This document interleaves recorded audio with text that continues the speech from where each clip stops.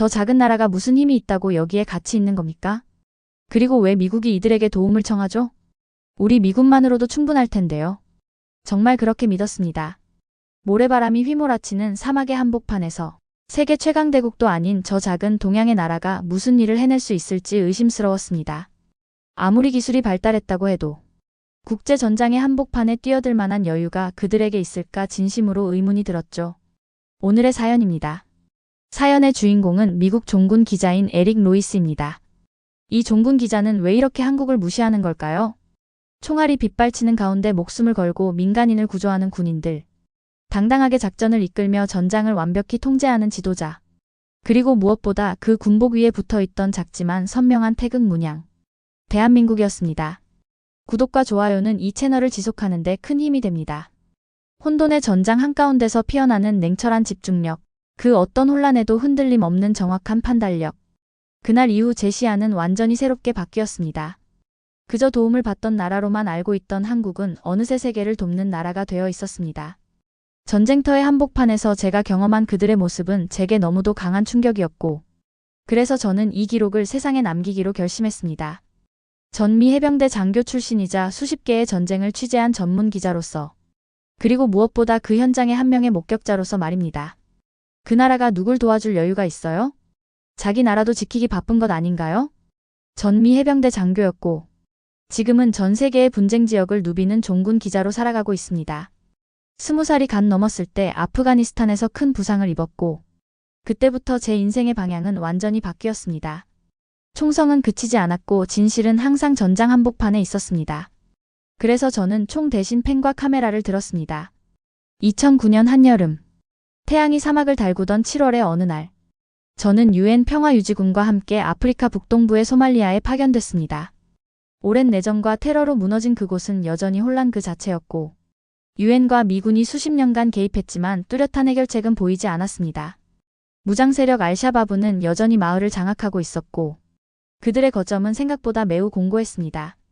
그날도 어김없이 저는 탄약 냄새와 건조한 흙먼지가 날리는 작전 기지를 오가고 있었습니다. 시원한 그늘 하나 찾기 어려운 전선 근처의 임시작전 지휘소. 피곤에 지친 얼굴로 장비를 점검하는 미군 병사들 사이에서 저는 처음으로 낯선 국기를 봤습니다. 하얀 바탕에 붉은색과 푸른색의 태극 문양. 그리고 내 모서리에 검은 괴가 그려진 깃발. 저게 한국인가요? 처음엔 제 눈을 의심했습니다. 작전 브리핑이 끝난 후 제 옆을 지나가던 미군 중령 한 명에게 물었죠. 한국 특전사요? 이번엔 진짜 그들이 파병된 겁니까? 그는 피식 웃으며 말했습니다. 응, 이번엔 한국군이 파병됐어. KCT라고 하더군. KCT. 우리처럼 특수작전 요원들이지만 그들만의 독특한 전술과 운용 방식이 있다고 하더군요. 순간 머릿속이 복잡해졌습니다. 저는 솔직히 한국을 K-POP, 삼성폰, 기생충 정도로만 알고 있던 사람이었습니다. 조금 더 세계 정세에 밝은 사람들에게도 한국은 6.25 전쟁의 상처, 김치와 같은 전통 음식 그리고 미군의 보호 아래에서 성장한 작은 동아시아 국가 정도였죠. 도대체 왜 한국이 이곳에 있는 걸까요? 그들에게 어떤 실익이 있는 걸까요? 의문이 들었습니다. 아니, 의문을 넘어서 솔직히 불신에 가까웠죠. 국제 이미지 좋게 하려는 정치적 제스처일 뿐이지. 실전 경험도 없을 텐데 위험하지 않을까? 미군의 지휘를 받아야 하는 걸까 등 온갖 선입견이 머리를 스쳤습니다. 그날 오후 갑작스런 비상 사이렌이 울렸습니다. 무장 세력이 카라한 지역을 습격했다는 소식이 전해졌고, 민간인 30여 명이 인질로 잡혔다는 보고가 들어왔습니다. 지휘부는 그 지역 인근에 있었던 정찰부대와 지원팀을 급파했죠. 그리고 저는 기자로서 현장을 취재하기 위해 동행을 요청했습니다. 미친 거 아냐, 에릭? 거긴 지금 전투 중이라고. 인질 상황이야. 미군 대위가 소리쳤습니다. 이게 내일이야. 전장의 진실을 미국과 세계에 보여줘야 하니까요. 늘 그래왔잖아요. 그렇게 저는 지휘관의 불만에도 불구하고 급하게 출발하는 험비에 올라탔습니다. 그리고 그 안엔 낯선 얼굴들이 있었습니다. 다른 언어, 그러나 절도 있는 군복. 한국 특전사였습니다. 그들 중 한 명이 저를 힐끗 쳐다보더군요. 그의 눈빛은 질문이었습니다. 누구시죠? 한국군인가요? 네, 맞습니다. 그가 짧고 명확하게 대답했습니다. 영어 발음은 조금 어색했지만 의미는 분명했습니다. 그는 자신감 있는 눈으로 저를 바라봤습니다. 정시우 대위입니다. 한국군 특전사 707 대테러 특수임무대 소속입니다. 그렇게 그가 처음 제 앞에 나타났습니다. 정시우 대위.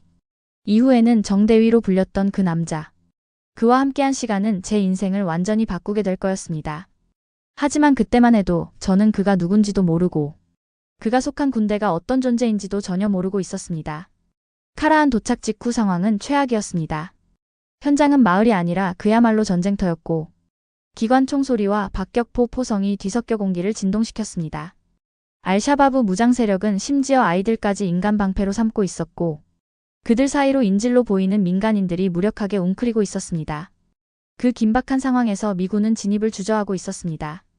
민간인 피해, 부수적 손상, 정치적 파장이라는 표현들이 무전을 통해 오갔죠. 그런데 그때 정대위가 아주 침착하게 브리핑을 시작했습니다. 민간인 비율 30%. 적 주요 거점은 건물 북동쪽. 박격포는 옥상에 이정 배치. 사살 우선순위는 거점 사수 후 진입. 우리 팀이 좌측으로 우회해서 진입하겠습니다. 동의하십니까? 한치의 흔들림도 두려움도 없는 지시였습니다. 마치 이런 전장에서 수십 번 작전을 해본 사람처럼 모든 것이 정확했습니다. 저는 속으로 비웃었죠. 실전 경험이라곤 훈련장뿐일 텐데. 말은 참 그럴듯하게 하네. 하지만 이어진 전투는 곧 제 생각을 완전히 뒤집어 놓았습니다. 정대위는 현장에서 5인의 팀을 이끌고 건물 좌측 벽면을 타고 거의 거미처럼 올라갔습니다. 놀라울 정도의 속도와 정밀함이었습니다. 저격수가 엄호를 시작하고 동시에 2개의 섬광탄이 투척됐습니다. 이어서 건물 안에서 짧고 강렬한 총성이 들렸고 믿기 어려울 정도로 짧은 시간 안에 모든 게 끝났습니다. 불과 2분도 안 돼서 무장 세력은 완전히 제압됐고 모든 민간인은 안전하게 구조됐습니다. 적 사살 6명, 아군 부상 1명. 단 하나의 민간인 피해도 없었습니다. 전투가 끝난 후 저는 멍하니 그 현장을 촬영하면서 마음속으로 중얼거렸습니다. 대체 저게 어떻게 가능한 거지? 이건 영화도 아니고.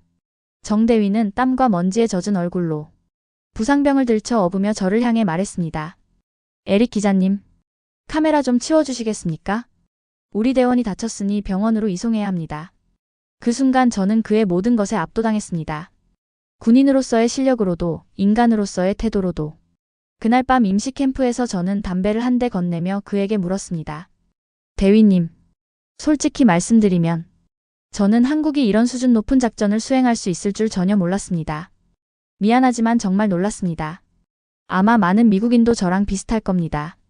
정대위는 담배를 받지 않고 잠시 저를 바라보더니 조용히 말했습니다. 그럴 줄 알았습니다. 네. 많은 분들이 그렇게 생각하시죠. 우리가 그냥 K-파프이나 잘하는 나라라고. 삼성 핸드폰을 만드는 나라라고. 하지만 우리는 그것만이 아닙니다. 우리는 다릅니다. 달라졌습니다. 그의 눈빛은 마치 강철처럼 흔들림이 없었습니다. 그리고 저는 직감했습니다. 이 남자의 이야기를, 이 나라의 이야기를 반드시 취재해야겠다고. 세계가 아직 모르는 진실을 기록해야겠다고. 그날 밤 제 시야는 완전히 바뀌었습니다. 한때 도움만 받던 나라에서 이제는 다른 나라를 과감히 도와주는 나라로. 전장을 이끄는 첨단 기술과 단단한 정신 그리고 그 중심에 있는 특별한 사람들. 그리고 그 모든 변화의 시작은 바로 제가 한국을 너무 몰랐기 때문이었습니다. 당신은 지금 누구를 믿고 싶습니까, 에릭? 그 날카로운 질문은 총성이 멎은 다음 날 아침. 정대위가 제게 던진 말이었습니다. 뜨거운 아프리카의 태양 아래. 붉은 먼지가 하늘을 가득 메우는 가운데. 그의 목소리는 마치 서늘한 물줄기처럼 제 의식을 관통했습니다. 어쩌면 저는 그 질문에 답할 자격조차 없었을지도 모릅니다. 왜냐하면 그날 밤 저는 그들을 의심했고 믿지 않았으며 심지어는 내심 그들이 실패하길 바라는 마음마저 들었으니까요. 기자라는 외투를 쓰고 있었지만 제 안에는 여전히 서구 중심적 시각이 자리 잡고 있었던 겁니다.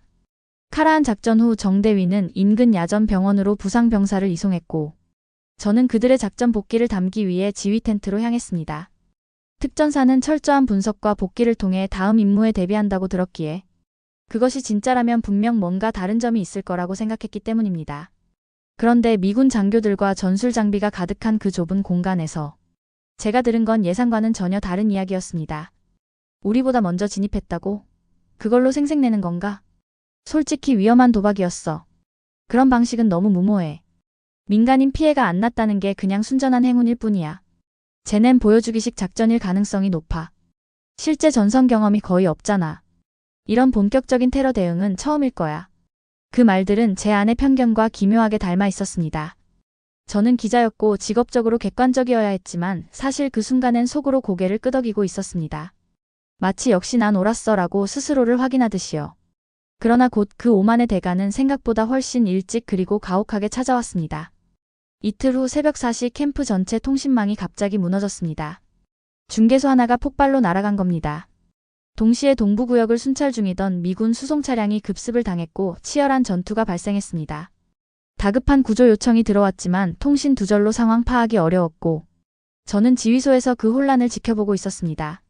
무전기가 고장나는 바람의 상황은 최악이었고 지휘체계는 전혀 작동하지 않았습니다. 그때였습니다. 정 대위가 흙먼지를 뒤집어 쓴 채 지휘소 안으로 빠르게 들어왔습니다. 상황 파악했습니다.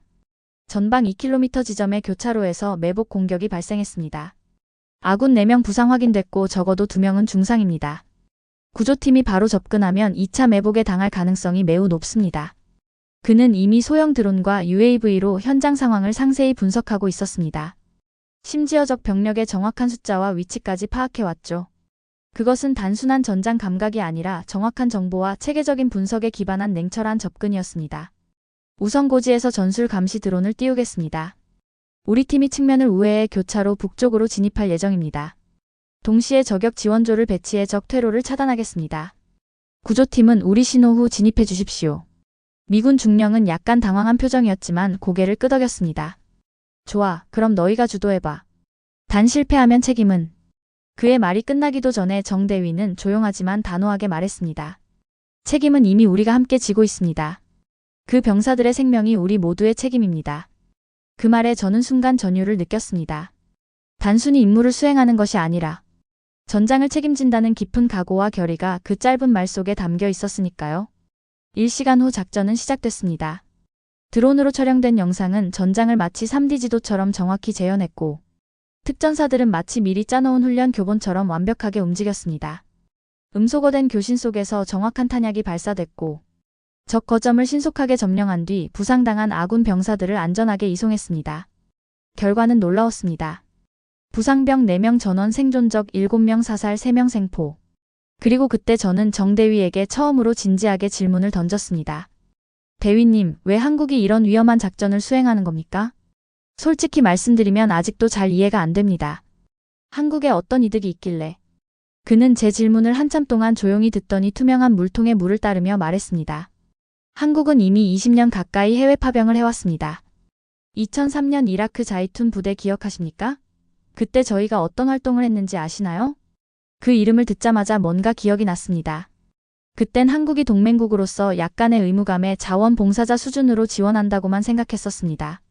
이라크에서 한국군은 병원 건립부터 수질 개선 작전까지 전부 수행했습니다.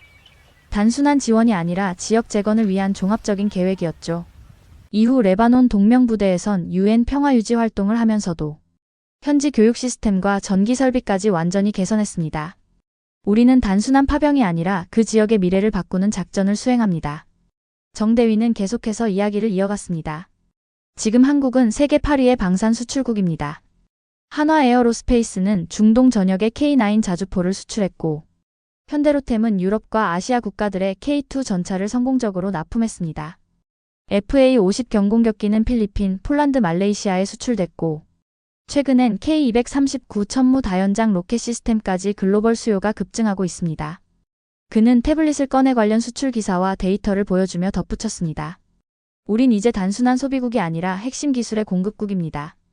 기술력도 전문 인력도 모두 세계 최고 수준으로 준비되어 있습니다. 단지 세상은 아직도 우리를 예전에 한국 동정받던 한국으로만 본다는 게 문제죠. 그 순간 저는 숨이 막혔습니다.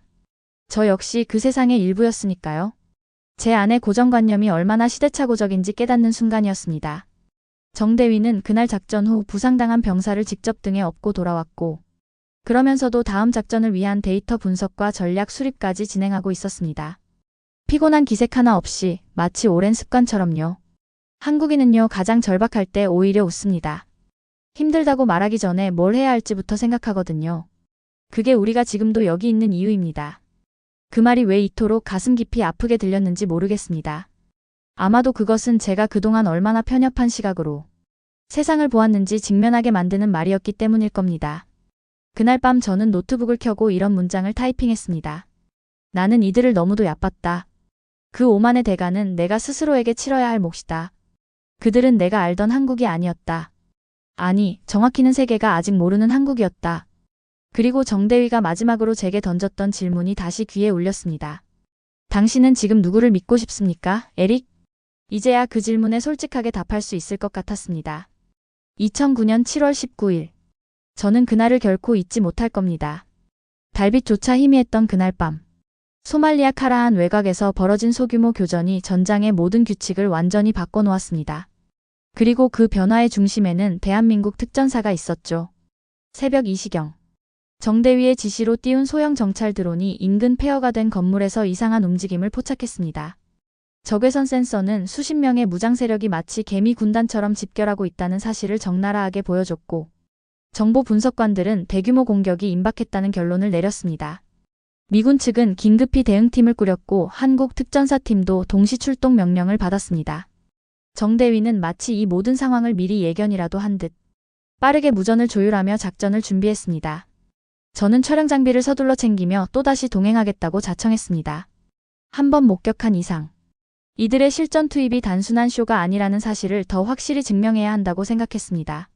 전쟁은 단 한 번의 장면만으로도 진실을 말해주지만 두 번의 증거는 의심의 여지를 완전히 없애버리니까요. 출동 차량 안에서 정대위는 어둠 속에서도 선명하게 빛나는 전자작전 지도를 펼쳤습니다. 북측 폐허 건물은 적 병력 집결 장소로 확인됐습니다. 남동쪽에 배치된 소수 무장 세력은 인질 수송을 담당하거나 우리를 유인하기 위한 미끼일 가능성이 높습니다. 지금 우리에게 필요한 건 후방 차단과 기습을 동시에 수행하는 복합 작전입니다. 저는 그 정교한 지도를 바라보며 의구심을 품었습니다. 이게 정말 가능한 작전입니까? 병력도 턱없이 부족하고 지형 구조도 너무 복잡한데요. 한쪽이라도 실패하면 모두가 위험해질 텐데요. 정대위는 망설임 없이 자신감 있게 대답했습니다. 이건 우리가 가장 잘하는 전술입니다. 압도적인 화력이 아니라 속도와 정밀도로 승부하는 겁니다. 전광석화 같은 타격으로 상대의 반응 자체를 완전히 빼앗아야 합니다. 우리는 이런 작전을 위해 수년간 준비해왔습니다. 작전은 곧바로 실행에 옮겨졌습니다. 깊은 어둠을 뚫고 특전사팀이 유령처럼 움직이기 시작했습니다. 드론이 보내는 실시간 영상 위로 숲을 사이를 빠르게 통과하는 검은 실루엣들이 마치 그림자처럼 보였고, 이어서 정대위의 무전기에서 저주파의 명령이 흘러나왔습니다. 좌측 돌파팀 준비 완료. 우측 유인조 대기 상태로 전환.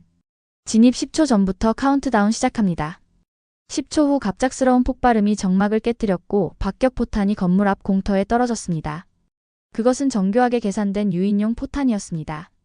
무장 세력의 시선과 주의력이 완전히 분산된 그 결정적인 순간, 우회로에서 진입한 특전사팀이 폐허 건물의 뒤편을 순식간에 장악했습니다.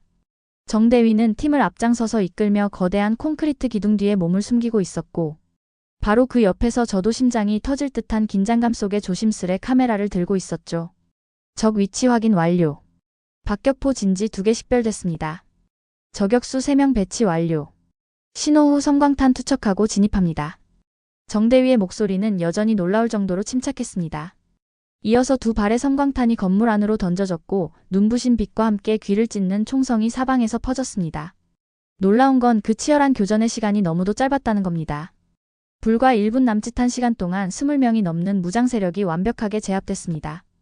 적 사살 13명, 생포 5명, 현장에 있던 민간인 인질 3명 전원 무사구조.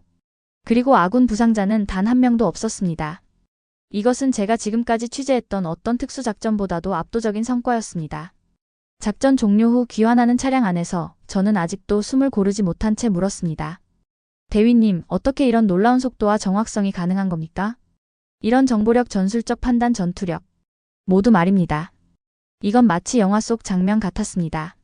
정대위는 차장 밖의 어둠을 바라보며 차분하게 대답했습니다. 우리는 예전과 완전히 다릅니다. 지금의 한국군은 지난 20년간 실전을 끊임없이 준비해온 조직이고 세계 여러 분쟁 지역에서 실질적인 작전을 수행해왔습니다.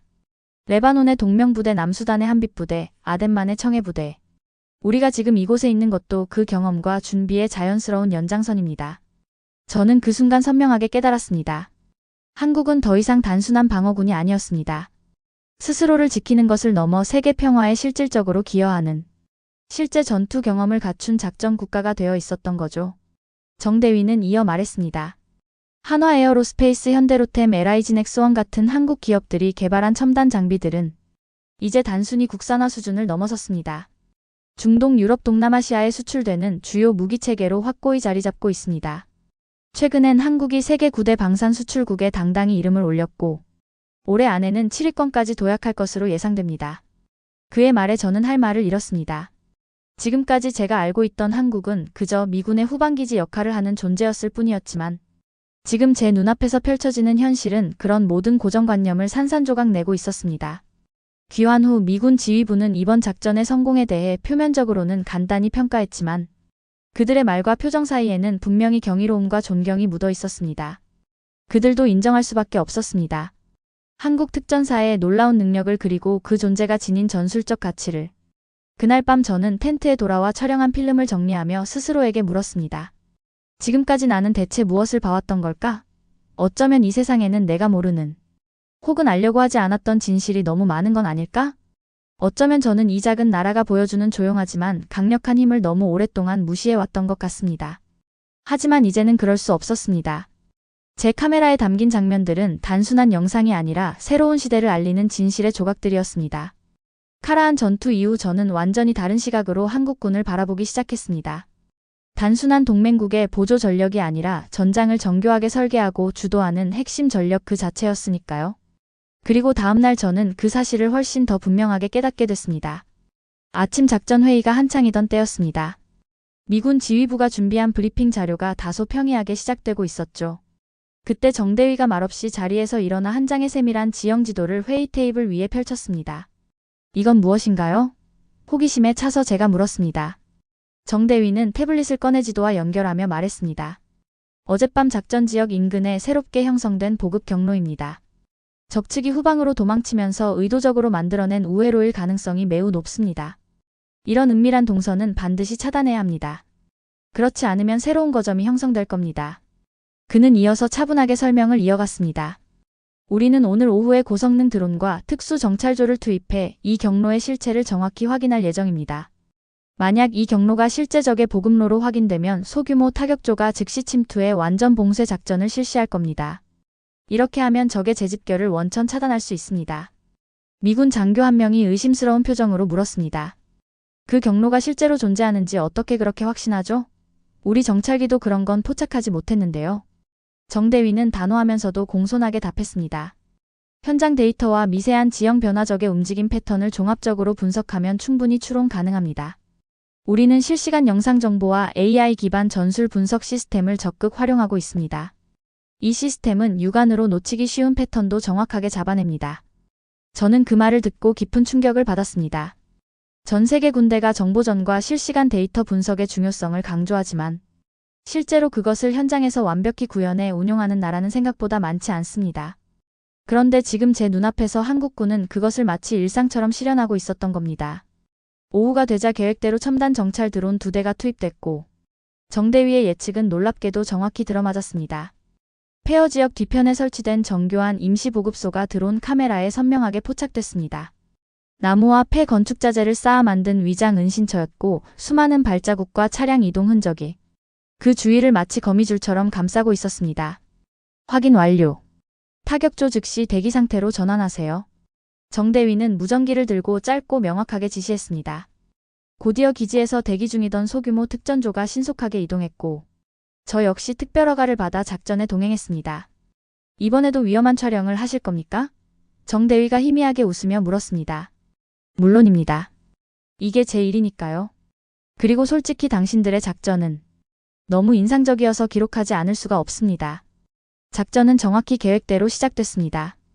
보급소 외곽을 완벽하게 포위한 후 진입에 들어갔고 시간이 채 30초도 되지 않아 첫 교전이 발생했습니다. 무장 세력은 당황한 채 사방으로 흩어졌지만 이미 모든 퇴로는 차단된 상태였습니다. 그 와중에도 정대위는 놀라울 정도로 냉정하게 명령을 내렸고 한국군 병사들은 마치 수백 번 연습한 시뮬레이션을 수행하듯 완벽하게 움직였습니다. 순식간에 은신처는 완전히 제압됐고 현장에 있던 모든 보급품이 압수됐습니다. 무장 세력 생존자 2명을 생포했고 그들이 남긴 무전 기록과 문서를 분석한 결과 이 보급소가 단순한 창고가 아니라 향후 대규모 공격을 위한 인질수송 중간 거점임이 드러났습니다. 이 작은 규모의 작전이 가져온 성과는 상상 이상이었습니다. 단 한 번의 정확한 투입으로 무장 세력의 주요 후방 거점을 완전히 파악하고 잠재적인 대규모 공격까지 사전에 차단할 수 있었던 겁니다.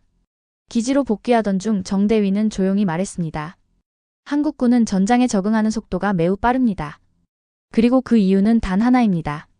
우리는 늘 실전이라 생각하고 준비합니다. 훈련과 실전 사이에 경계선을 두지 않는 거죠. 그날 밤 저는 정대위와 함께 군용 식당에서 간단한 식사를 하며 더 깊은 이야기를 나눴습니다. 대위님, 한국군이 이렇게까지 철저하게 준비되어 있다는 사실이 솔직히 충격적입니다. 제가 너무 무지했던 것 같아 미안한 마음까지 들 정도네요. 정대위는 부드럽게 웃으며 대답했습니다. 괜찮습니다. 우리가 잘해서 놀라셨다면 그걸로 충분합니다. 중요한 건 결과니까요.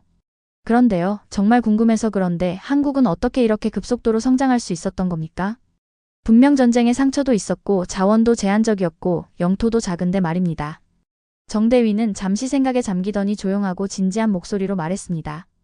한국은 배고픔과 두려움을 가슴 깊이 기억하는 나라입니다. 과거의 고통을 결코 잊지 않기에 더 철저히 준비할 수 있었고 그래서 지금의 위치까지 올 수 있었던 겁니다. 우리에게 군사력은 선택이 아니라 생존의 문제였으니까요. 그는 이어서 더 구체적으로 설명했습니다. 지금 한국의 방산 기업들은 세계 시장에서 무시할 수 없는 중요한 위치를 차지하고 있습니다. 한화에어로스페이스는 K9 자주포를 통해 이미 유럽과 호주에 대규모 수출 계약을 맺었고 현대로템의 K2 전차는 폴란드를 비롯한 동유럽 국가들에서 핵심 전력으로 자리 잡았습니다. LIGNX1은 정밀 유도무기 분야에서 세계적 기술력을 인정받고 있고요. 이건 단순한 양적 성장이 아니라 질적 도약입니다. 저는 호기심에 가득 차서 물었습니다. 세계 방산 수출 순위는 현재 어느 정도 수준인가요? 정대위는 고개를 끄덕이며 자신감 있게 답했습니다. 2023년 기준으로 한국은 세계 9위 방산 수출국입니다. 불과 10년 전만 해도 15위권 밖이었는데 말이죠. 현재 추세라면 불과 몇 년 안에 6위권까지 충분히 도약할 가능성이 높습니다. 그 이유는 단순합니다. 우리 무기는 가격 경쟁력뿐만 아니라 실전에서 반복적으로 증명된 성능과 신뢰성 때문에 선택받고 있습니다. 그의 말 속에는 분명한 자부심과 함께 무거운 책임감이 동시에 공존하고 있었습니다. 그런데 왜 이렇게 조용히 움직이는 겁니까? 미국이라면 이런 성과를 세계 언론에 대대적으로 홍보했을 텐데요. 정대위는 잠시 생각하더니 의미심장한 미소를 지으며 말했습니다. 우린 시끄러운 걸 그다지 좋아하지 않습니다. 대신 필요한 순간에 조용히 나타나서 임무를 완벽하게 끝내는 걸 선호하죠. 그게 한국군이 전장을 바꾸는 특별한 방식입니다. 말보다는 행동으로 증명하는 것이요. 그날 저는 확신하게 됐습니다. 이들은 결코 단지 지원군이나 보조 전력이 아니었습니다. 그들은 새로운 세계 질서를 만들어가는 핵심 주체였습니다. 작전이 끝나고 며칠 후 캠프 전체에 긴급 상황 알람이 울렸던 날이었습니다. 소말리아 내륙 지역으로 이어지는 주요 보급로에 무장 세력이 다시 나타났고 UN 구호 물자를 실은 민간 구호 차량이 통째로 납치됐다는 긴급 보고가 들어왔습니다. UN 평화유지군은 행정적 절차와 승인 과정 때문에 빠르게 대응할 수 없었고 심지어 미군 지휘부조차 이를 우선순위가 낮은 작전으로 분류해 즉각적인 투입을 주저하고 있었습니다. 하지만 그때 한국 특전사는 단 한순간도 주저하지 않았습니다. 정대위는 이미 도로 상황과 주변 지형을 상세히 분석해 두고 있었고 이건 우리가 직접 처리하겠습니다. 라는 한마디로 상황의 주도권을 확실하게 가져갔습니다. 저는 또다시 따라 나섰습니다. 물론 이번에도 카메라와 메모장 그리고 방탄조끼를 꼼꼼히 챙겼습니다. 준비 시간은 단 하루였습니다. 그리고 이틀 후 한국군 소속 경량 장갑차 3대와 특전사 요원 12명이 소규모 기동부대를 구성해 출동했습니다. 특히 놀라웠던 건 이 장갑차가 모두 미국산이 아닌 순수 한국산이라는 점이었습니다. 저는 출동 도중에 정대위에게 호기심 어린 목소리로 물었습니다. 이 차량들은 미국산이 아니라 한국에서 직접 만든 겁니까? 정대위는 조수석에서 무전기를 조정하며 자랑스럽게 대답했습니다. 현대로템이 개발한 K806 경영장 갑차입니다. 방호력도 우수하고 기동성도 뛰어납니다. 특히 아프리카 같은 험한 지형과 높은 기온에도 최적화돼 있어요. 이런 첨단 장비들 덕분에 우리가 기동전에서 항상 한 발 앞서 나갈 수 있는 겁니다. 그는 잠시 후 이어서 말했습니다. 한국 방산 기술은 이제 단순한 모방이나 개량 단계를 완전히 넘어섰습니다. 인도네시아에 수출한 첨단 잠수함 이집트와 체코에 납품한 K9 자주포 그리고 폴란드로 대규모 수출된 K2 흑표 전차와 FA-50 경공격기. 이 모든 것이 실전에서 철저하게 검증받은 우수한 무기체계들입니다. 이제 한국산이라는 이름은 신뢰와 품질의 상징이 되었습니다. 저는 속으로 깊이 감탄했습니다. 제가 해병대에서 복무하던 시절만 해도 한국산 무기라는 말을 들으면 보조장비나 조립품 수준으로 가볍게 생각했던 기억이 있거든요. 그런데 지금은 오히려 한국산이라는 브랜드 자체가 강력한 전략적 자산이 되는 시대가 도래했다는 게 정말 놀라웠습니다. 현장에 도착하자 상황은 생각보다 훨씬 더 복잡했습니다. 구호 요원을 포함한 인질은 총 7명이었고 무장 세력은 적어도 20명 이상이 복잡한 건물 구조 안에 전략적으로 분산되어 있었습니다. 게다가 해당 구역은 좁은 언덕길에 위치해 있어서 무리하게 접근할 경우 인질들의 생명이 크게 위험해질 수 있는 상황이었습니다. 정대위는 차량에서 내리자마자 첨단 열화상 장비로 현장 지형을 철저히 스캔했고 동시에 실시간 드론 정찰을 병행하며 완벽한 작전 계획을 수립했습니다. 그는 디지털 전술지도 위에 손가락을 가리키며 단호하게 말했습니다. 이 구역은 정면에서 직접 진입하면 우리가 모두 노출됩니다. 대신 건물 뒤편에 있는 작은 수로를 활용할 수 있습니다. 제어된 폭발로 진입로를 확보한 다음 폭발로 생긴 잔해를 엄폐물로 활용하면 안전한 진입이 가능합니다. 저는 의구심을 느끼며 물었습니다. 폭발은 너무 위험한 방법 아닌가요? 인질들이 안에 있는 상황에서 폭발을 한다면 무장 세력이 보복으로 인질을 해칠 가능성이 높지 않습니까? 정대위는 한치의 망설임도 없이 차분하게 대답했습니다. 그래서 한국 특전사의 훈련 방식이 다른 겁니다. 우리가 사용하는 건 진짜 폭발물이 아니라 정교하게 제어된 압력파로 구조물 일부만을 정확히 무너뜨리는 특수장치입니다. 미리 계산된 지점을 정확히 타격할 수 있다면 단 한 명의 민간인 피해도 없이 필요한 침투 경로를 확보할 수 있습니다. 이건 수백 번 훈련으로 증명된 전술입니다. 그는 이어서 특전사 요원 중 가장 경험이 많은 2명을 직접 선발해 언덕 뒤편으로 은밀하게 이동시켰습니다. 특수장비를 갖춘 그들이 어둠 속으로 사라지는 동안 계속되는 무전과 손짓 신호를 통해 작전의 긴장감은 점점 고조되었고 저는 손바닥에 땀이 배어나는 것을 느꼈습니다. 이건 단순한 총격전이 아니라 생명을 구하기 위한 정밀한 외과 수술과도 같은 작전이었습니다. 결국 정대위의 판단은 완벽하게 들어맞았습니다. 건물 북서쪽 벽면 하단부에 정교하게 계산된 제어 폭발이 가해졌고 불과 몇 초 만에 한 사람이 겨우 통과할 수 있을 정도의 작은 구멍이 생겼습니다. 특전사 요원들은 그 틈을 통해 유령처럼 침투했고 저는 현장에서 약간 떨어진 모니터링 장비를 통해 그들의 헬멧 카메라가 보내오는 실시간 영상을 숨죽이며 지켜보고 있었습니다. 건물 내부에서 벌어진 상황은 그야말로 정광석화였습니다. 적 2명은 아무런 저항도 하지 못한 채 순식간에 비무장 상태로 제압됐고 나머지 무장 세력은 특수 제작된 섬광탄과 정밀한 압박 전술로 단 몇 분 만에 완전히 진압됐습니다. 인질 7명은 모두 무사히 확보됐고 전체 구출 작전은 시작부터 종료까지 단 4분이 채 걸리지 않았습니다. 이것은 제가 지금까지 목격했던 어떤 구출 작전보다도 빠르고 정확했습니다. 현장 지휘소에 있던 UN 평화유지군 소속 장교가 놀란 표정으로 옆에서 조용히 말했습니다. 이게 한국식 전투 방식입니까? 정말 놀랍군요. 우리는 이런 상황이면 최소 몇 시간의 준비가 필요한데 정대위는 별다른 말 없이 무전기를 정리하며 담담하게 대답했습니다. 우린 전투를 보여주려고 온 게 아닙니다. 사람을 살리러 온 겁니다. 그게 우리의 목적이고 사명입니다. 그 짧지만 깊은 말은 지금도 제 귀에 생생하게 남아 있습니다. 한국 특전사는 화려한 보여주기식 작전도 아니었고 자기과시적인 허세도 없었습니다. 그들은 그저 정확하고 효율적으로 임무를 수행했고 그 이면에는 말로 표현할 수 없는 엄청난 준비와 헌신이 숨어 있었습니다. 기지로 귀환하는 차량 안에서 저는 정대위에게 조심스럽게 물었습니다. 왜 그렇게까지 조용히 움직이시나요? 이런 인상적인 성과를 더 드러내고 인정받아야 하지 않을까요? 정대위는 창밖의 사막 풍경을 바라보며 조용히 웃었습니다. 우리는 말보다 결과로 신뢰를 얻는 걸 배웠습니다. 한국인 특유의 끈기와 치밀함 그리고 겸손함은 전장에서 가장 강력한 무기가 됩니다. 우리가 추구하는 건 명성이 아니라 효과적인 임무 완수니까요. 그의 말은 단순한 겸손이나 미사여구가 아니었습니다.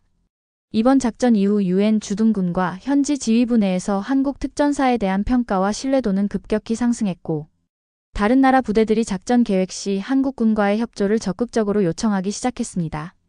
말이 아닌 행동으로 증명한 신뢰는 어떤 홍보보다도 강력했던 것입니다. 그날 저녁 제가 전쟁터와 분쟁 지역을 보며 깨달은 가장 큰 진실은 바로 이것이었습니다. 진정으로 강한 군대란 큰 목소리로 자신을 과시하는 군대가 아니라 누구보다 조용하고 정확하게 임무를 완수하는 군대라는 것. 그리고 완벽한 준비와 헌신이 없이는 그런 정확성이 결코 나올 수 없다는 사실. 그리고 그날 저는 확신했습니다. 지금 이 시대에 전 세계가 가장 주목해야 할 군사력 중 하나는 바로 대한민국의 특전사라는 것을. 2010년 1월 2일 새벽 요르단과 이라크 국경 근처의 작은 도시 루마지에는 끝없는 붉은 모래폭풍이 몰아치고 있었습니다. 시야는 10m도 채 되지 않았고 날카로운 모래 입자가 피부를 핥히는 듯한 고통을 주었습니다. 하지만 우리 모두는 그보다 더 거대하고 위험한 파문이 곧 밀려올 거라는 것을 전혀 예상하지 못했죠. 그날 새벽 저는 제 기자 생활에서 가장 충격적이고 잊지 못할 작전을 목격하게 됐습니다. 그리고 그 작전의 중심에는 또다시 한국 특전사 정확히는 정대위가 있었습니다. 루마지는 원래 평화로운 국경 도시였습니다. 이슬람 문화와 현대적 삶이 공존하는 작은 오아시스 같은 곳이었죠. 하지만 최근 한 달 새 급진 무장 세력인 JSA가 도시에 잠입해 근거지를 구축하면서 상황이 급변했습니다. 미군 정보국은 이들이 민간인들을 무차별적으로 인질로 삼아 잔혹한 생체 실험까지 하고 있다는 충격적인 보고를 접수했고 이 사실을 확인하기 위해 저와 몇몇 특파원들이 이곳에 긴급 파견됐습니다. 그런데 현장에 도착했을 때 상황은 생각했던 것보다 훨씬 더 심각하고 위험했습니다. 1월 1일 오후 미국 특수정찰기가 제공한 고해상도 영상에서 도심 중심부에 위치한 폐병원 건물이 포착됐습니다. 그 안에 30명 이상의 민간인 인질이 억류되어 있다는 명백한 증거가 확보됐고 미군 지휘부는 즉시 특수작전팀의 투입을 결정했습니다. 그리고 놀랍게도 이번에도 한국 특전사가 핵심 협조부대로 지정됐습니다. 이제 그들의 실력과 전문성은 미군 지휘부에서도 높이 평가하고 있었던 것입니다. 이번엔 진짜 실전입니다. 에릭 기자님. 절대 지정된 저지선 밖으로 나가시면 안 됩니다. 이번 작전은 이전과는 차원이 다른 위험성을 갖고 있습니다. 정대위는 진지하고 단호한 표정으로 저를 바라보며 경고했습니다. 저는 고개를 끄덕일 수밖에 없었지만 마음속으로는 이미 결심을 굳혔습니다. 또 한 번 그들의 놀라운 활약과 진실을 세상에 알리기 위해 어떻게든 현장에 가장 가까운 지점에서 기록해야겠다고 말이죠. 1월 2일 새벽 3시 45분. 하늘을 뒤덮은 붉은 모래바람 속에서 작전이 조용히 시작됐습니다.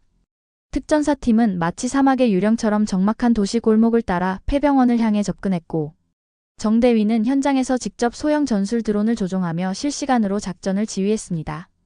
1층 서쪽 복도에 무장 인원 3명, 북쪽 계단실에 2명 확인됐습니다. 인질은 지하 1층과 2층에 분산되어 있는 것으로 보입니다. 진입 20초 전부터 카운트다운 시작합니다. 불어오는 모래바람 사이로 특수 고글과 마스크를 착용한 군인들이 마치 그림자처럼 벽면을 타고 빠르게 이동했습니다. 저는 보안요원의 안내를 받아 근처 건물 옥상에서 망원 카메라로 이 장면을 담고 있었는데 그때 정대위의 단호한 무전 지시가 울려 퍼졌습니다. 1층 교란 작전 시작. 기습조 지금 투입하라. 순간 눈부신 섬광과 함께 강렬한 폭발음이 건물 여러 곳에서 동시에 울렸고 이어서 뚜렷하게 억제된 총성이 공기를 울렸습니다. 그러나 이번 작전은 이전만큼 매끄럽게 진행되지 않았습니다. JSA는 예상보다 훨씬 더 조직적이었고 병원 지하 깊숙한 곳에 예상치 못한 무장 인력을 추가로 배치해뒀습니다. 지하 공간에서 치열한 교전이 벌어졌고 한 명의 특전사 요원이 어깨에 총상을 입었다는 급박한 보고가 올라왔습니다. 병원의 복잡한 구조와 좁은 통로 때문에 추가 진입이 매우 위험하다는 현장 보고에 미군 지휘관은 철수를 권고했습니다. 정대위님 즉시 철수를 강력히 권고합니다. 인질 위치가 정확히 확인되기 전까지 추가 진입은 너무 위험합니다. 미군 지휘관의 분명한 무전에 정대위는 한참을 침묵하더니 결국 이렇게 답했습니다. 우리는 지금 인류의 양심과 함께 싸우고 있습니다. 철수는 없습니다. 제가 직접 진입하겠습니다. 그 말은 단순한 결의가 아니라 생명을 걸고 하는 맹세와 같았습니다. 정대위는 바로 현장의 진입조에 합류해 지하 통로로 직접 내려갔습니다. 저는 카메라맨으로서의 본능이 끌어올라 정해진 안전선을 넘어 그의 모습을 최대한 가까이서 따라가려 했습니다. 지하 통로는 어둡고 습하며 피비린내와 공포가 가득했지만 그 깊은 곳에서 들려오는 희미한 울음소리만큼은 모두의 가슴을 찢어놓을 만큼 선명했습니다. 인질들은 쇠창살로 만든 임시 감옥 안에 비인간적으로 갇혀 있었고 대부분이 여성과 어린 아이들이었습니다. 한국군입니다. 모두 고개를 숙이고 바닥에 엎드리세요. 곧 구조하겠습니다. 두려워하지 마십시오. 그 순간 저는 본능적으로 셔터를 눌렀습니다. 그 장면은 전쟁의 공포와 구원의 희망이 교차하는 순간이었고 결코 역사에서 잊혀서는 안 될 순간이라고 직감했기 때문입니다. 정대위는 직접 선두에 서서 인질들을 구출했고 지하 감옥 깊숙한 곳까지 들어가 마지막 한 명의 어린아이까지 완벽하게 구해냈습니다. 그날 작전은 극적인 성공으로 마무리됐습니다. 인질 32명 전원 무사 구조, 한국군 부상 1명, 미군 부상 2명, JSA 무장세력 중 17명 사살. 6명 생포. 작전 종료 시간은 새벽 4시 58분, 시작 후 불과 73분 만이었습니다. 폭풍 우 같은 작전이 끝나고 귀환하는 중 정대위는 무전기를 끄고 지친 모습으로 모래 위를 말없이 걷고 있었습니다. 저는 그의 옆에서 조심스럽게 물었습니다. 대위님, 왜 그렇게 위험을 무릅쓰고 직접 진입하셨습니까? 정말 위험한 결정이었는데요. 그는 잠시 걸음을 멈추고 끝없이 펼쳐진 사막의 하늘을 바라보더니 깊은 감정이 담긴 목소리로 말했습니다. 우리가 왜 여기까지 왔는지 저는 너무나 잘 압니다. 한국은 과거에 세계로부터 외면받던 나라였습니다. 그래서 누구보다 외면받는 사람들의 고통을 외면할 수 없는 겁니다. 그것이 우리 군이 가진 가장 강력한 무기이자 가장 큰 책임감입니다. 그 말은 단순한 군인의 말이 아니라 한 국가의 역사와 철학 그리고 깊은 인간애를 담고 있었습니다. 그날 저는 깊은 깨달음을 얻었습니다. 전쟁은 총과 폭탄만으로 이기는 게 아니었습니다. 확고한 신념과 철학 그리고 흔들리지 않는 책임감이야말로 진정한 무기였습니다. 그리고 대한민국 특전사는 그 무기를 가장 강력하게 사용할 줄 아는 군대였습니다. 그들이 활동하는 곳에는 단순한 군사작전 이상의 깊은 울림과 의미가 있었습니다. 전 세계 언론이 주목하지 않아도 화려한 스포트라이트가 없어도 그들은 묵묵히 자신들의 사명을 다했고 저는 그 역사적 순간의 증인으로서 진실을 기록해야 할 책임감을 더욱 강하게 느꼈습니다. 2010년 3월 5일 이라크 바그다드 남서부에 위치한 유목민 지역 바르크람에 도착했을 때 저는 머릿속이 복잡하고 혼란스러웠습니다. 2개월 전에 루마지 작전 이후 제 마음속에는 끊임없는 질문들이 맴돌고 있었죠. 왜 한국군은 이렇게까지 헌신하는가? 무엇이 그들을 위험한 이국 땅으로 오게 했는가? 그리고 무엇보다도 그들만의 특별한 전쟁의 방식은 도대체 무엇인가? 이번 파견 임무는 표면적으로는 전투가 아닌 평화를 위한 것이었습니다. 국제연합 인도주의적 지원 작전의 일환으로 전쟁으로 피폐해진 지역 주민들에게 의료 지원과 생필품을 전달하는 임무였습니다. 하지만 현지 상황은 결코 안전하지 않았습니다. 인근 마을에서는 불과 이틀 전에 무장 세력의 기습 공격이 있었고 UN 구호대원 2명이 납치되는 사건까지 발생했습니다. 그래서 이번 인도주의 작전에는 한국 특전사 정대위의 팀이 경호와 안전 보장을 담당하게 됐습니다. 바르크람의 넓은 초원지대에 도착했을 때 즉시 임시 텐트촌의 아이들이 환호성을 지르며 달려나왔습니다. 한국군 수송 트럭에서 내려지는 하얀 쌀자루와 다양한 비상약품 상자를 보며 작은 손으로 박수를 치는 아이들의 모습은 제게 깊은 인상을 남겼습니다. 그런데 더 놀라운 일이 벌어졌습니다. 한 작은 아이가 작게 접은 태극기를 들고 와서 정대위 앞에 공손히 무릎을 꿇고 고개를 깊이 숙였습니다. 처음엔 놀라서 카메라를 들어 올렸지만 순간 셔터를 누르지 않았습니다. 이건 단순히 찍는 것보다 마음으로 기억하는 것이 더 중요한 순간이라는 생각이 들었기 때문입니다. 저 아이의 이름이 뭔가요? 저는 조용히 물었습니다. 하산이라고 합니다. 작년에 한국 의료진이 이곳에 와서 그의 어머니의 생명을 구해준 적이 있다고 하더군요. 그 이후로 이 마을에서는 한국군을 하늘에서 온 천사라고 부른답니다. 정대위는 잠시 감정에 복받친 듯 고개를 숙이며 조용히 끄덕였습니다. 그리고 잠시 후 그와 팀원들은 짐을 내리는 일을 잠시 미루고 아이들에게 준비해온 과자와 생수병을 나눠주며 함께 놀아주기 시작했습니다. 한 병사는 휴대용 카메라로 아이들과 함께 사진을 찍어주었고 다른 병사는 간단한 아랍어로 아이들에게 인사법을 가르쳐주고 있었습니다. 이것은 제게 전혀 낯설고 충격적인 광경이었습니다. 전쟁과 긴장의 한가운데서 이렇게 순수한 웃음과 교류가 존재할 수 있다는 사실이 놀라웠습니다. 그날 밤 저는 정대위와 단둘이 텐트촌 외곽의 모닥불 앞에서 깊은 이야기를 나눌 기회를 얻었습니다. 차가운 사막의 밤 공기 속에서 불꽃이 타오르는 가운데 저는 그에게 제 마음속 깊은 의문을 던졌습니다. 대위님은 왜 이 힘든 일을 계속하십니까? 이건 너무 많은 것을 희생해야 하는 길이 아닙니까? 가족도 안전도 편안함도 모두 포기해야 하는데요. 그는 잠시 모닥불에 춤추는 불꽃을 응시하다가 차분하지만 강한 확신이 담긴 목소리로 대답했습니다. 이 땅에 태극기를 심는다는 건요 단순히 국기를 꽂는 물리적 행위가 아닙니다. 그건 가치관을 심는 일입니다. 우리가 지나간 자리에 생명이 살아남고 그들이 한국이라는 이름을 희망과 함께 기억할 수 있다면 그것이야말로 우리가 이 척박한 전장을 진정으로 바꾸는 방식입니다. 그리고 그는 군복 안쪽 주머니에서 작은 가죽 수첩을 꺼내 저에게 보여주었습니다. 그 안에는 정교한 글씨체로 빼곡하게 기록된 작전일지와 함께 이름 모를 현지 주민들의 감사 편지와 아이들이 그린 그림들이 소중하게 보관되어 있었습니다. 이게 우리 팀의 진짜 성과입니다. 사살한 적의 숫자도 아니고 화려한 전과 기록도 아닙니다. 바로 이런 순간들, 이런 기억들이죠. 이것이 우리가 진정으로 남기고 싶은 흔적입니다. 그날 이후로 저는 더 이상 그들을 단순한 군인이나 전투원으로 보지 않았습니다. 정대위와 그의 팀은 전장에서 활동하는 철학자이자 인도주의자들이었습니다. 그들은 싸우는 법만큼이나 치유하고 회복시키는 법을 알고 있었습니다. 그리고 그들이 남긴 작은 선행과 조용한 영향력이 수천 킬로미터 떨어진 곳에서도 울림이 되어 퍼지고 있다는 사실을 깨달았습니다. 다음 날 놀라운 일이 벌어졌습니다. 이라크 현지 민영 방송사가 이 인도주의 작전을 직접 취재해 보도했고, 현지 SNS에는 태극기 이미지와 함께 K9호의 기적 이라는 해시태그가 순식간에 퍼지기 시작했습니다. UN 사무총장은 정례 브리핑에서 한국은 불과 몇십 년 전 전쟁의 참화를 겪던 나라에서 이제는 전 세계 분쟁 지역을 치유하는 평화의 가교 역할을 하고 있다고 명시적으로 언급했습니다. 그 문장은 제 가슴 깊은 곳을 강하게 울렸고, 저는 그 순간의 역사적 전환점에 직접 있었던 유일한 서방 언론인으로서 이 이야기를 반드시 세상에 제대로 알려야겠다는 사명감을 느꼈습니다. 작전을 마치고 돌아오는 헬기 안에서 저는 마지막으로 정대위에게 한 가지 질문을 더 던졌습니다. 대위님은 언제 가장 큰 보람을 느끼십니까? 어떤 순간이 가장 값진가요? 그는 헬기의 작은 창문 너머로 펼쳐진 광활한 사막의 지평선을 바라보다가 깊은 감정이 담긴 목소리로 말했습니다.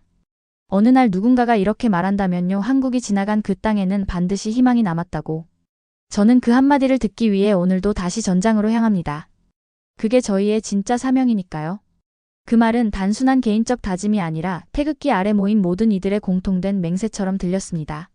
전쟁의 상처를 알기에 평화의 소중함을 더 깊이 이해하는 이들의 진심 어린 약속이었습니다. 2010년 6월 12일. 저는 귀국 전 마지막 취재를 위해 한국의 충청북도 괴산에 위치한 특전사 교육훈련단을 방문했습니다. 중동과 아프리카 전역에서의 취재는 이제 막을 내렸지만 제 마음속 가장 큰 질문은 여전히 현재 진행형이었습니다. 한국은 어떻게 이토록 강인하면서도 동시에 따뜻한 군대를 만들어낼 수 있었을까? 그것은 단순한 훈련이나 장비의 결과가 아니었습니다. 그 이면에는 수십 년에 걸쳐 형성된 독특한 철학과 정신이 있었고, 그것을 실천하는 사람들이 있었습니다. 정대위는 한국으로 복귀한 후에도 쉴 틈 없이 바쁘게 움직이고 있었습니다. 그의 특별한 배려로 저는 하루 동안 특전사 훈련 과정에 직접 동행할 수 있는 기회를 얻었고, 그 과정은 제게 또 하나의 중요한 깨달음을 선사했습니다. 새벽 5시 강철 같은 의지가 담긴 기합 소리와 함께 시작된 훈련은 단순한 체력 단련이나 전투 기술 연마를 넘어 극한 상황 속에서도 인간성과 팀워크를 유지하는 법을 가르치는 데 집중되어 있었습니다. 우리는 단순히 적을 제압하기 위한 병사가 아닙니다. 생명을 지키고 보호하기 위한 진정한 전사가 되어야 합니다. 그것이 대한민국 특전사의 핵심 정신입니다. 훈련 교관의 우렁찬 목소리에는 냉철한 단호함과 동시에 깊은 인간애가 함께 담겨 있었고, 훈련 중인 장병들은 땀과 흙으로 뒤범벅된 얼굴로 그 말을 가슴 깊이 새기고 있었습니다. 그날 오후 정대위는 저를 부대 내 특별회의실로 안내했습니다. 거기에는 대한민국의 군사 외교 역사와 함께 한국군의 해외 파병 기록이 연도별, 지역별로 정교하게 정리되어 있었습니다. 정대위는 각 작전의 특징과 성과를 차분하게 설명해 나갔습니다. 기자님, 1999년 동티모르 사태를 기억하십니까? 국제연합의 평화유지군 요청에 따라 한국은 상록수 부대를 파병했습니다. 이 부대는 단순한 경계 임무만이 아니라 현지 의료 봉사 교육 지원 그리고 인프라 재건 활동까지 포괄적으로 수행했습니다. 지금도 동티모르 사람들은 한국을 믿을 수 있는 친구로 기억하고 있죠. 그는 이어서 더 최근의 사례도 상세히 언급했습니다. 2009년에는 레바논의 동명부대가 파병됐습니다. 이 부대는 철저한 군사 임무 수행과 함께 지역사회와의 돈독한 신뢰 구축에 특별히 중점을 뒀습니다. 종교적 문화적 경계를 넘어 서로를 깊이 이해하고 존중하려는 그들의 노력은 지금까지도 많은 국가들이 벤치마킹하는 모범 사례가 됐습니다. 그 순간 저는 중요한 진실을 깨달았습니다. 한국의 진정한 무기는 총과 전차 최첨단 장비만이 아니었습니다. 진심 어린 손길과 먼저 다가서는 용기 그리고 상대방의 문화와 환경을 존중하는 겸손함이야말로 그들의 가장 강력한 전투력이자 소프트 파워였던 것입니다. 정대위는 한국 방산업체들의 눈부신 성장에 대해서도 자세히 설명했습니다. 그는 노트북을 열어 2025년 기준 세계 방산 수출 순위와 관련 통계 자료를 보여주었습니다. 현재 한국은 세계 9위의 방산 수출국입니다. 한화에어로스페이스는 중형 전투기용 엔진을 독자 개발하는 데 성공했고 현대로템은 K2 흑표 전차를 폴란드를 비롯한 여러 유럽 국가에 대규모로 수출하고 있습니다. LIG넥스1은 첨단 중거리 지대공 미사일 체계인 천궁으로 세계 방위산업 시장의 주목을 한몸에 받고 있고요. 우리는 이제 단순한 기술 수입국이 아니라 독자적인 기술력을 갖춘 수출국으로 완전히 자리매김했습니다. 정대위의 설명은 결코 허황된 자랑이 아니었습니다. 그 안에는 오랜 세월 동안 수많은 좌절과 도전을 넘어 마침내 세계적 수준에 도달한 한 국가의 비상과 끈기, 그리고 그 뒤에 숨겨진 국민들의 피와 땀인내에 대한 깊은 경의가 담겨 있었습니다. 그날 저녁 저는 정대위에게 마지막 인터뷰를 청했고 가장 근본적인 질문을 던졌습니다. 대위님에게 한국은 어떤 나라입니까? 대위님의 말로 정의한다면요. 그는 한참을 생각하더니 깊은 감정이 묻어나는 목소리로 이렇게 답했습니다. 한국은요, 한때 세계에서 가장 배고팠던 나라였습니다. 가장 외면당하고 버려졌던 나라였고요. 그래서 지금은 누구보다도 남의 배고픔과 아픔을 먼저 느끼고 공감하는 나라가 됐습니다. 그것이 우리가 세계 어느 위험한 곳에서든 태극기를 펼치는 이유입니다. 보호받기 위해서가 아니라 보호하기 위해서죠. 우리의 과거의 상처가 오늘의 강인함이 되고 내일의 희망이 되는 겁니다. 미국으로 귀국한 후 저는 워싱턴 포스트 온라인 에디션에 전장에서 만난 태극기 변화하는 세계 질서의 새로운 주역이라는 제목의 특별 기획 기사를 게재했습니다. 이 기사는 예상을 훨씬 뛰어넘는 폭발적인 반응을 일으켰고 특히 미 국방부 관계자들과 군사 전문가 커뮤니티에서 뜨겁게 논의되었습니다. 온라인 군사 전문 포럼에서는 다음과 같은 댓글이 최다 공감을 받았습니다. 우리가 종종 간과하지만 한국군은 단순한 동맹국 이상의 존재다. 그들은 기술적 측면에서나 전술적 측면에서 이미 세계 최고 수준에 도달했으며 특히 인도주의적 접근법과 인간 중심 작전 수행 능력은 미군도 배울 점이 많다. 세계 안보 환경이 급변하는 지금 한국의 역할을 재평가해야 할 시점이다. 더 놀라운 것은 미 국방부 고위 관계자 중 한 명이 공식 인터뷰에서 이렇게 언급한 것이었습니다. 한국은 더 이상 단순한 동맹국이 아닙니다. 현대의 복합적인 안보 위협 속에서 한국군의 통합작전 능력과 현장 적응력은 NATO 기준을 훨씬 뛰어넘는 수준입니다. 특히 특수전 분야에서 그들은 이미 선도적인 역할을 수행하고 있으며 우리는 많은 부분에서 그들의 경험과 노하우를 배우고 있습니다. 그 평가를 읽으며 저는 조용히 정대위에게 짧은 메시지를 보냈습니다. 당신이 말씀하셨던 것처럼 태극기를 든다는 것은 보호받기 위한 것이 아니라 보호하기 위한 것이라는 말씀. 이제 저는 그 의미를 진심으로 이해했습니다. 당신과 한국 특전사가 세계에 남긴 발자국은 사라지지 않을 것입니다. 미국으로 돌아가는 비행기 안에서 저는 지난 몇 개월간 촬영했던 카메라 메모리 카드를 꺼내 천천히 살펴보았습니다. 소말리아에서 루마지까지 그리고 바르크람에서 한국까지. 그들이 남긴 숱한 장면들은 단순한 사진이나 영상이 아니라 새로운 세계 질서의 태동을 알리는 역사적 증거였습니다. 전쟁의 정의는 더 많은 무기를 가진 자가 아니라 더 많은 생명을 지키는 자에게 있었습니다. 그리고 한국은 분명히 그 정의로운 편에 서 있었습니다. 한국을 처음 생각했을 때만 해도 저는 분명 미국의 도움으로 일어선 작은 아시아 국가라는 편협한 시각을 갖고 있었습니다. 하지만 이제 저는 명확히 알게 되었습니다. 한국은 더 이상 도움을 받는 나라가 아니라 세계의 구석구석에 희망과 용기를 전하는 적극적으로 세계를 돕는 나라로 변모했습니다.